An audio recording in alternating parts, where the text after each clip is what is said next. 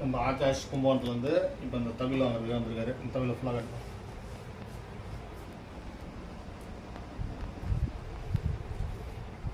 இப்போ ஆகாஷ் இந்த தவளை பற்றி சொல்லுப்பா. எப்படி இருக்கு தவளை? நல்லா இருக்கா?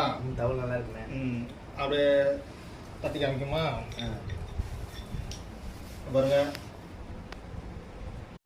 இப்போ தம்பி ஆகாஷனுடைய கட்டையை இப்போ தட்டி காமிச்சு சவுண்டு எப்படின்னு பார்க்க போகிறோம்.